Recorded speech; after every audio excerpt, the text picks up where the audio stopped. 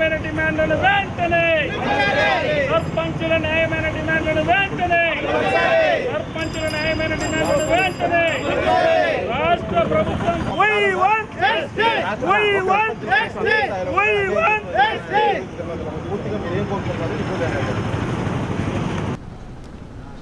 అందరికీ నమస్కారాలు.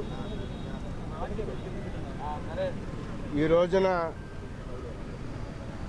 గ్రామాలు శిథిలమైపోయి పల్లెలు భ్రష్టు పట్టిపోతాయి. పల్లెల నుంచి గ్రామాలకి, గ్రామాల నుంచి పట్టణాలకి పెద్ద ఎత్తున గ్రామీణ ప్రజలు వలసలు పోతున్నారు.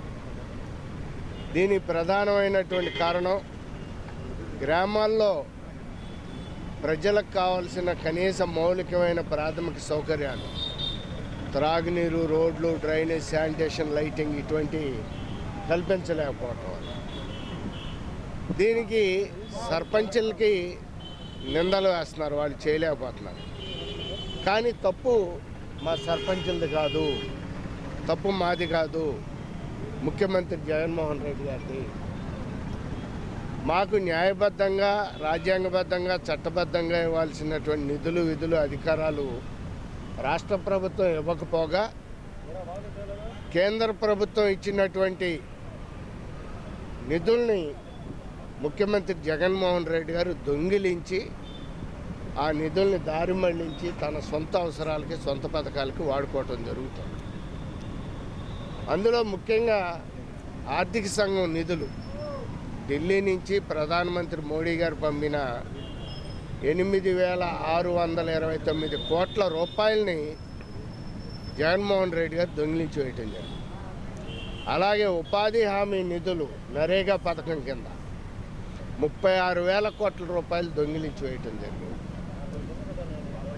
ఈ రోజున ముఖ్యమంత్రి గారు ఇస్తున్న నవరత్నాల్లో 3 రత్నాలు మావే, మా పంచాయతీల యొక్క నిధుల నుంచే ఇవ్వటం జరుగుతుంది. అత్త సొమ్ము అల్లుడు దానం చేసినట్టు సొమ్మొకటిది సోకొకటిది లాగా మా సర్పంచుల డబ్బులు మా పంచాయతీల అకౌంటుల్లోంచి మా గ్రామీణ ప్రజలకి ఖర్చు పెట్టాల్సినటువంటి నిధుల్ని ఆయన రాత్రికి రాత్రి చెప్పకుండా దొంగిలించి వేయటం జరిగింది. అంతేకాకుండా మా సర్పంచులకి, ఎంపీటీసీలకి, ఎంపీపీలకి ఉన్నటువంటి రాజ్యాంగపరమైనటువంటి బాధ్యతలు, విధులు, హక్కులు, అధికారాలను కూడా గ్రామ సచివాలయాలు వాలంటీర్లు పెట్టి వాళ్ళకి వాటిని బదిలీ చేయటం జరిగింది. ఇది రాజ్యాంగ వ్యతిరేకం, చట్ట విరుద్ధం. భారతదేశ రాజ్యాంగంలో 73, 74 రాజ్యాంగ సవరణ చట్టాల్లో ఆర్టికల్ 243కి 11వ షెడ్యూల్లో 29 శాఖలు పేర్కొనడం జరిగింది.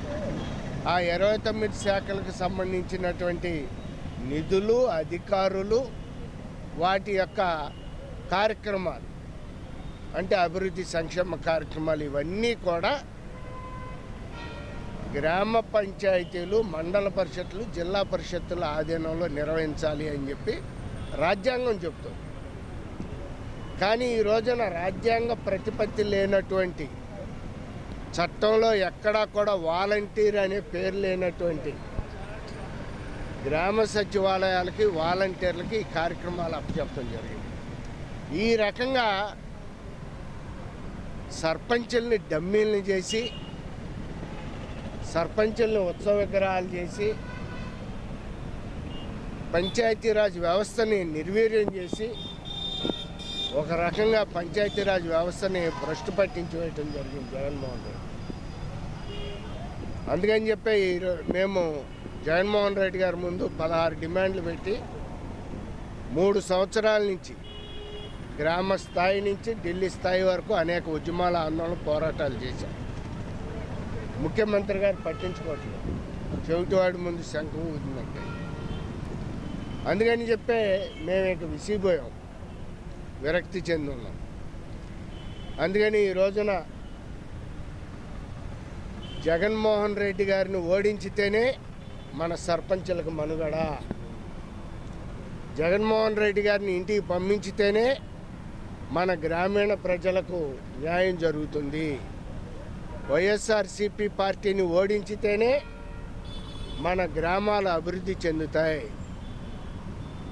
వైఎస్ఆర్సీపీ పార్టీని ఇంటికి పంపించితేనే మన గ్రామీణ ప్రజలకు న్యాయం జరుగుతుంది అనేటటువంటి నినాదంతో ఈ రాష్ట్రం మొత్తం తిరగటం జరుగుతుంది. అన్ని జిల్లాల్లో కూడా ఈ కార్యక్రమాన్ని తీసుకొని అక్కడ ఉన్నటువంటి సర్పంచులు, ఎంపీటీసీలు, ఎంపీపీలు, జడ్పీటీసీలు, కౌన్సిలర్లు, కార్పొరేటర్లు అందరికీ కూడా చైతన్యపరిచి అన్ని పార్టీలకు చెందిన Telugu Desam, Janasena, CPI, CPM, BJP, చివరికి అధికార పార్టీ వైఎస్ఆర్సీపీ నాయకులు కూడా ఇంటింటికి వెళ్ళి జగన్మోహన్ రెడ్డి గారు మన గ్రామాలకు, గ్రామీణ ప్రజలకు ఎలా అన్యాయం చేస్తున్నాడు, ద్రోహం చేస్తున్నాడో వివరించి చెప్పి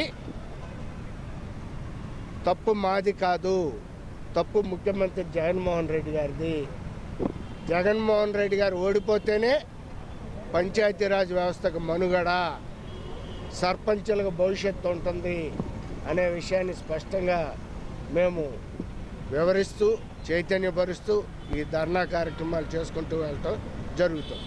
థ్యాంక్ యూ.